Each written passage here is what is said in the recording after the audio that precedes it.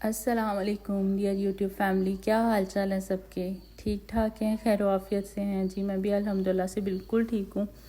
आज मेरे हस्बैंड की फरमाइश थी कि ना भरे हुए करेले बना लो, तो मैंने कहा चलें जी, जो आपका ऑर्डर।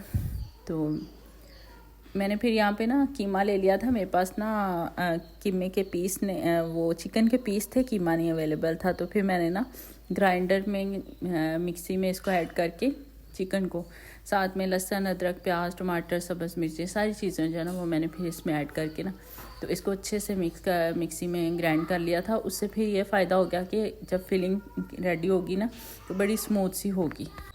तो यहाँ पे मैंने सारे स्पाइसेस ऐड करके ऑयल डाल के इसको अच्छे से इसकी बुनाई कर लूँगी। तो जब तक करेले रेडी हो रहे हैं तो मैंने आपसे ना एक बात डिस्कस करनी थी।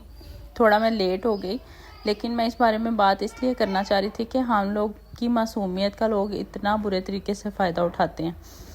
अगर आप कोई ना बेसिकली आपको इसके बैकग्राउंड पे जाना पड़ेगा इस बात के, वो ये कि आप ये समझें कि अगर आप यूट्यूबर हैं, कोई मतलब एक्टर हैं, कोई इन्फ्लुएंसर हैं, तो मतलब आप एक पब्लिक फिगर हैं, ठीक है। आप पब्लिक प्रॉपर्टी समझे जाते हैं। आपने अपनी लाइफ का कितना हिस्सा दिखाना है, क्या नहीं दिखाना, it's totally depends on you, ठीक है।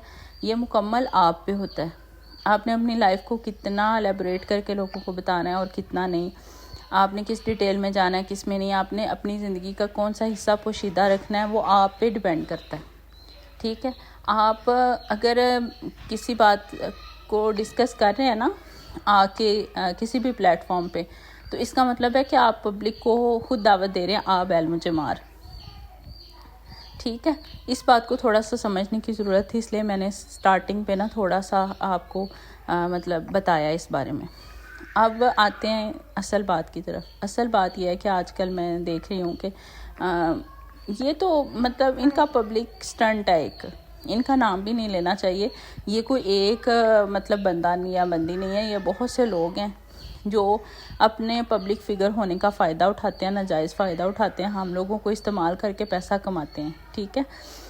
लेकिन वो हमें दिखा क्या रहे हैं? अगर आप कोई पॉजिटिविटी देख रहे हैं, कोई अच्छी चीज़ देख रहे हैं, अगर आप कोई इंटरटेनमेंट देख रहे हैं, तो उससे आपको नुकसान नहीं हो रहा, आपका पैसा वेस्ट नहीं हो रहा। और अगर आपको वल्गैरिटी दिखा रहे हैं, आपको बेहुदापन दिखा रहे हैं, आपको अपनी फैमिली या घर के बारे में गलत गाइड कर रहे हैं, या आपके घरों के निज़ाम को ख़राब कर रहे हैं, घरों के अंदर घुसे हुए हैं और आपको ऐसी चीज़ें सिखा रहे हैं जो आपके लिए नाकाबिले यकीन और नाकाबिले कबूल हैं, आपके घरों के जो समझ लें रूल्स एंड रेगुलेशंस हैं, उन तक ये मतलब अफेक्ट करते हैं। इनको ऐसे इन्फ्लुएंसर्स नहीं कहा जाता, ठीक है।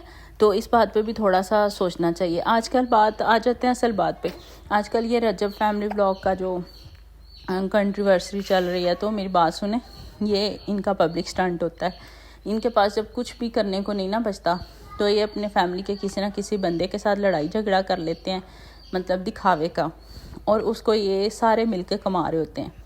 सारे मिलके देखें, उसके साले को अलग से पैसे मिल रहे हैं, उसकी बीवी को अलग से सिंपैथी मिल रही है, इसको अलग से पैसे मिल रहे हैं, इसकी फैमिली इसकी बहन को जो है ना अलग से इम्पोर्टेंस मिल रही है, चाहे वो बुरी ही सही। इन लोगों के लिए फिर अच्छा बुरा मैटर नहीं करता, इन लोगों के लिए पैसा मैटर करता है, ठीक है। इनका माँ इनकी माँ, इनका बाप, इनका भाई, इनकी बीवी, इनकी बहन, सब पैसा हो जाता है। फिर इनके लिए रिश्ते जो है ना वो मैटर नहीं करते।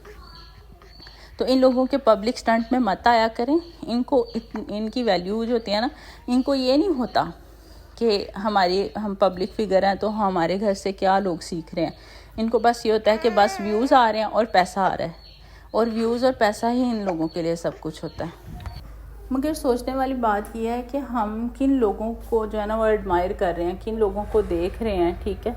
इन लोगों से हम क्या सीख रहे हैं और आने वाली नस्लों को हम क्या पैगाम दे रहे हैं। जो कोई अच्छा कंटेंट क्रिएटर होता है, जो कोई अच्छी बात करता है, कसम से उसको कोई नहीं सुनता, उसको सुनना ही लोग गवारा नहीं करते। लोग कहते हैं इसके तो रोने ही नहीं ख़त्म होते, इसके तो ड्रामे ही नहीं ख़त्म होते।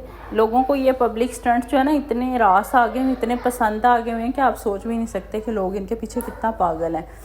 इनके मतलब जो है ना झगड़े भी लोगों को इम्प्रेस कर रहे होते हैं। खुद सोचें कि हमारी मेंटालिटी जो है ना किस हद तक गिर चुकी है, हम किस स्टेज पे पहुंच चुके हैं कि हम ऐसे लोगों को एडमायर करते हैं, ऐसे लोगों को हम जो है ना वो अपना लीडर समझ लेते हैं। ऐसे लोगों को हम देखें, आप इनके नीचे जाके ना फॉलोअर्स के लड़ाई झगड़े देखें, आप सोचेंगे वो आपस में एक दूसरे को गाली गलौज कर रहे होते हैं लोगों की वजह से। तो किन लोगों को आप मतलब प्रमोट कर रहे हैं?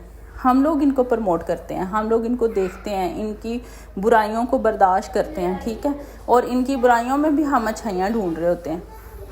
अब उसको कोई बंदा समझाए कि तुम इतने गैरतमंद हो तो तुम अपना इतना बड़ा मसला लेके एक पब्लिक प्लेटफॉर्म पे आए क्यों हो, और उस बेगैरत को कोई बंदा समझाए, मैं ऐसी बात करना नहीं चाह रही, उसको कोई बंदा समझाए कि तुम इतने गैरतमंद हो तो तुम अपनी बहन का मामला लेके ये लोगों ने निपटाना था तुम्हारा मामला। यहाँ पे कोई जिरगा लगा हुआ है जहाँ तुम अपने मामलात लेके आ गए हो। एक्चुअल में उसका आना भी मजबूरी था, अपनी बहन का मामला लेके आना इस पब्लिक प्लेटफॉर्म पे, क्योंकि ये एक पब्लिक फिगर है। इसकी हर बात को लोग जो है ना एडमायर करते हैं, मानते हैं। उसकी किसी बात को लोगों ने समझना नहीं था, उनको अपना पॉइंट ऑफ व्यू रखना ज़रूरी था।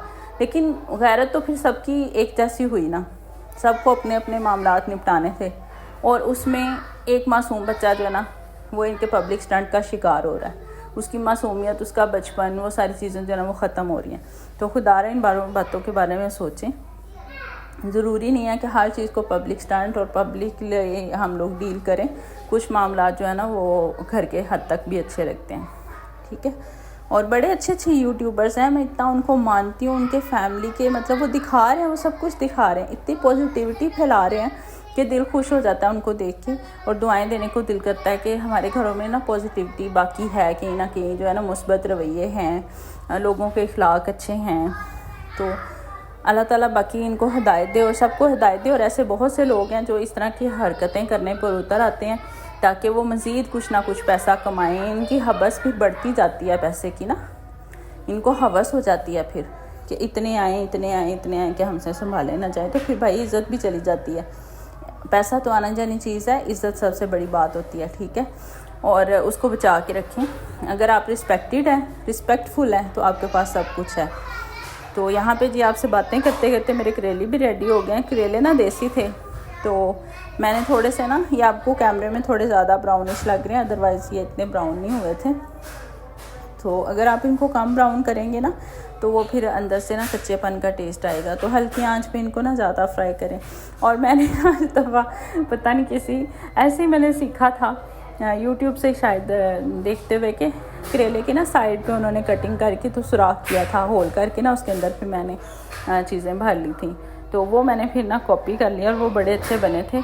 और ये जो मैंने ग्रेवी से रेडी की है ना, इसकी रेसिपी अगर आपको चाहिए तो मैं ज़रूर दूंगी। और ये इतने कोई टेस्टी बने थे, आप यकीन कीजिए मैं अपने मुंह में या मिट्ठू नहीं बन रही, सच्ची में। मेरे हस्बैंड ने भी बड़ी तारीफ़ की थी कि देसी करेले होने के बावजूद ये ना बिल्कुल भी कड़वे नहीं बने थे। तो ये सारा कमाल इस ग्रेवी का था। इस ग्रेवी में जाने से पहले जो है ना वो करेले कड़वे ही थे। तो ये ग्रेवी बहुत अच्छी बनी थी। इसमें मैंने दूध, दही और जो है ना पानी ऐड किया था। तो उसके अंदर इसको एक बॉयल आने दिया था मैंने। उसके बाद ये पक के ना बिल्कुल ऑयल ऊपर आ गया था। तो फिर बड़ा अच्छा सालन रेडी हुआ था। वो क्लिप मैं ले नहीं सकी क्योंकि बेबी मेरा छोटा है और रोने लग गया था। तो मिलते हैं फिर किसी और वीडियो में। अल्लाह हाफिज़।